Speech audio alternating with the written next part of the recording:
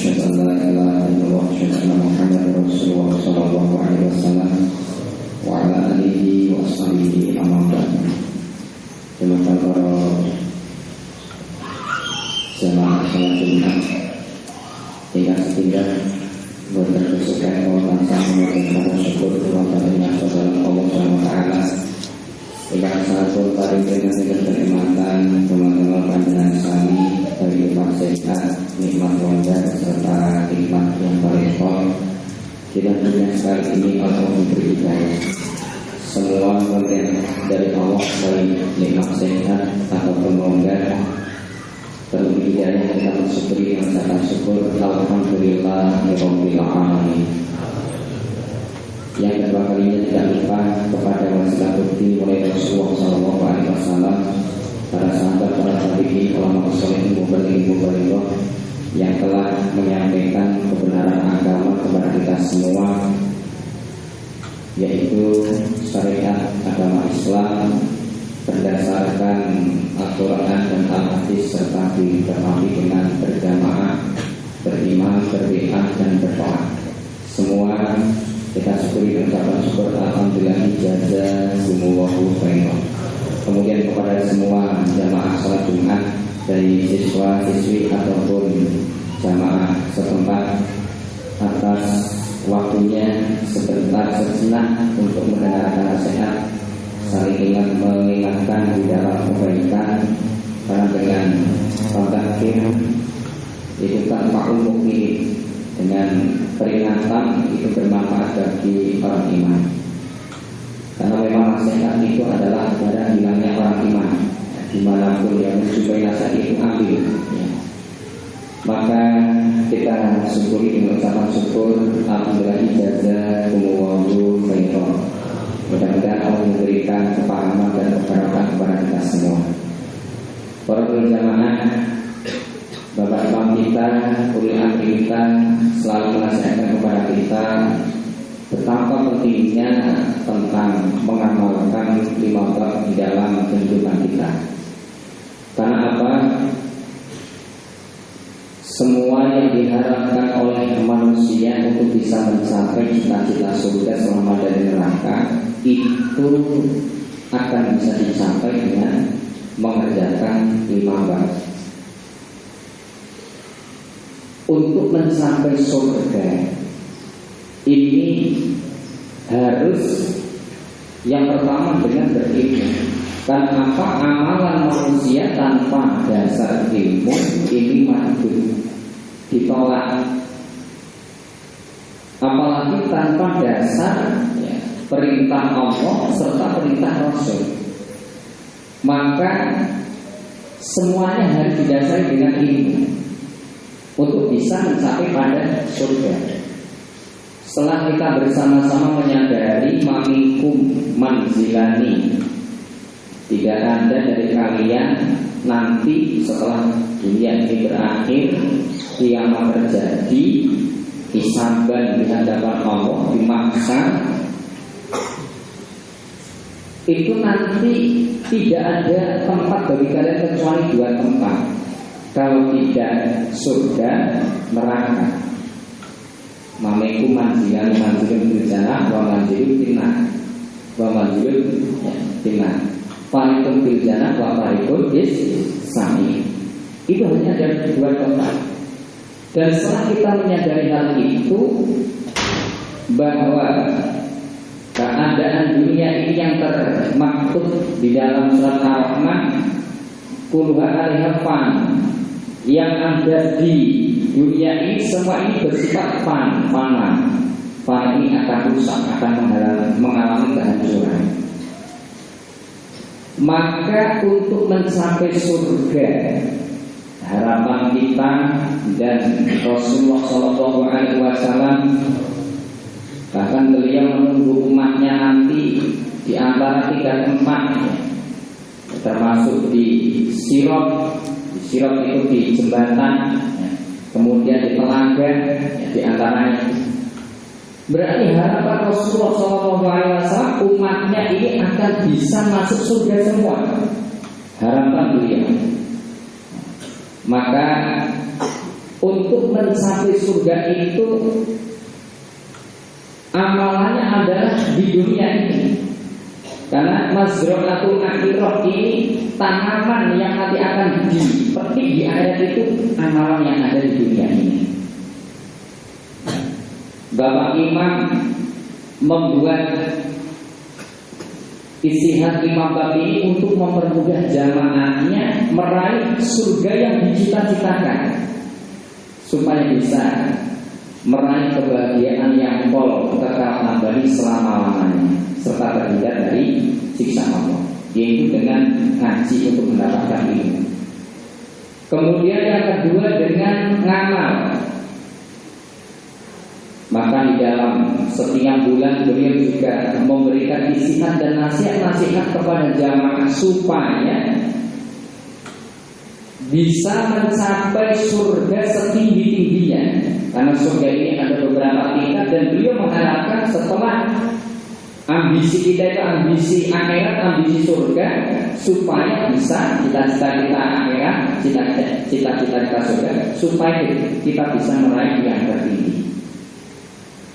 Maka dalam bulan ini juga beliau memberikan istihad nasihat kepada kita semua untuk bersegera beramal ibadah serta muhasabah, mengoreksi introspeksi diri kita masing-masing, sudah berapa amalan kita yang kita siapkan. Maka dalam surat An-Nasr ayat 18 Allah berpesan kepada kita, ya alladzina amanu taqullaha wa tanzur nafsum ma qaddamat lighad. Coba lihat amalan apa yang sudah kau siapkan untuk esok hari akhirat. Maka Rasulullah SAW berpesan, ikmali dunia ka'annaka ta'ishu abadan wa amali akhiratika ka'annaka tamutu ghadan. Kalian beramalan untuk dunia seakan-akan kalian akan hidup selamanya. Artinya umpama ditunda itu masih ada waktu, besok masih ada kalau urusan dunia. Tapi wa amali akhiratika ka'annaka tamutu ghadan. Beramalan untuk akhirat seakan-akan besok kamu akan mati. Maka ketika Abdullah bin Umar dinasihati oleh Rasulullah, kun fid dunya ka'annaka ghalibun aw abiyus sabil. Baik Umar, jadilah kamu di dunia ini seperti orang yang asing atau orang yang melintasi jalan. Artinya kamu di dunia ini tidak lama, cuma sebentar. Bahasa Jawa itu kayak dene mampir ngombe, atau orang yang bernaung di suatu pepohonan, pasti dia akan meninggalkan tempat itu. Maka pesan Abdullah bin Umar dalam hadis itu, dalam riwayat Bukhari, sudah belum ini? Sudah. Beliau berpesan, idza asbahta fala tuhaddis nafsaka bil masa. Ketika kamu ada kesempatan di waktu pagi untuk beramal, jangan kamu berkata pada dirimu menunda-nunda, nanti sore saja. Wa idza amsayta fala tuhaddis nafsaka bis-shabar. Ketika ada kesempatan di waktu sore, jangan menunda-nunda kamu ngomong pada dirimu, akan saya kerjakan besok saja. Khudh min sihatik qabla haramik atau qabla sakom. Pergunakan kesempatanmu, kesehatanmu sebelum datang sakitmu atau yang masa oyok-oyokmu. Mumpung masih kuat, kerjakan. Wa min hayati qabla mautik. Mumpung kamu masih hidup sebelum kamu mati. Karena apa?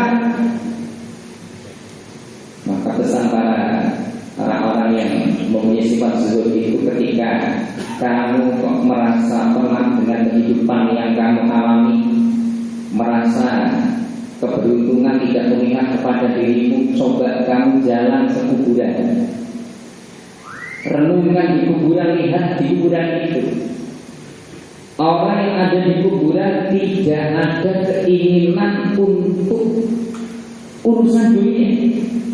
Tapi apa yang mereka inginkan? Saya ingin hidup dan ingin beribadah. Sing padha mati niku mboten tetep ingin kok harta dunia tidak. Atau bahkan ya hal-hal yang menjadikan penat hidupnya itu akan segera teratasi tidak.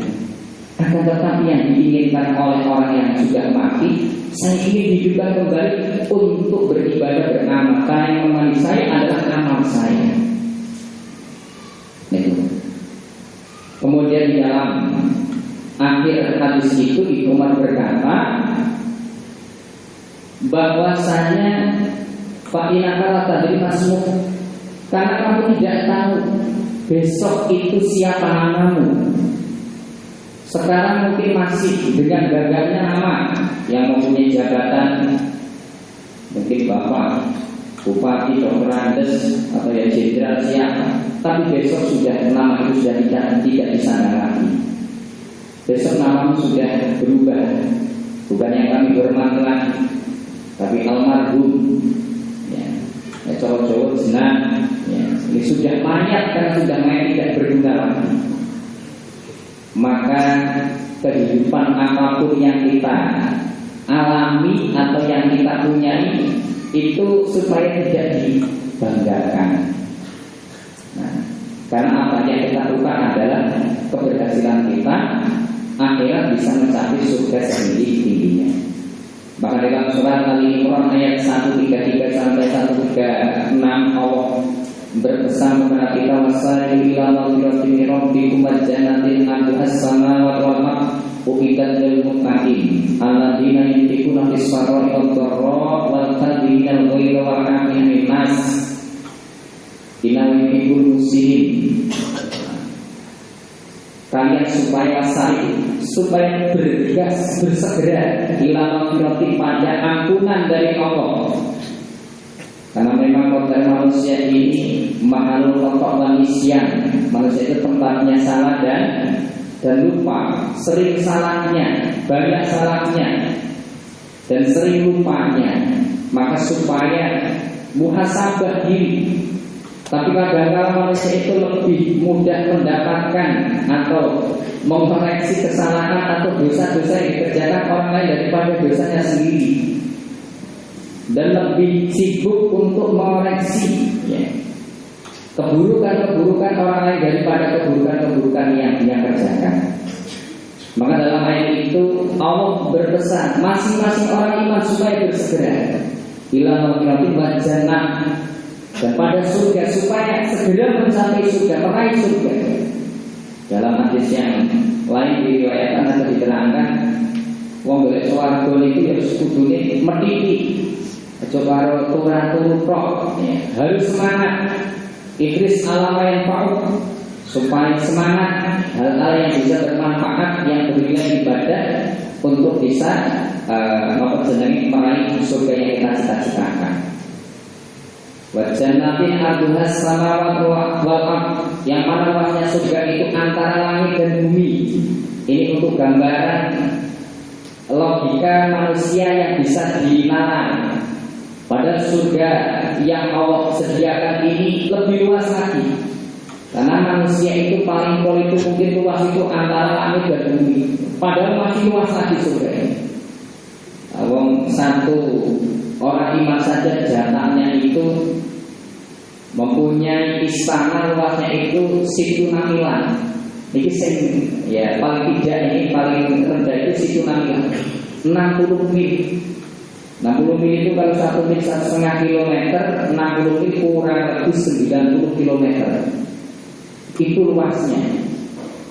Belum masing-masing kamar pikuli zawiyatin adun.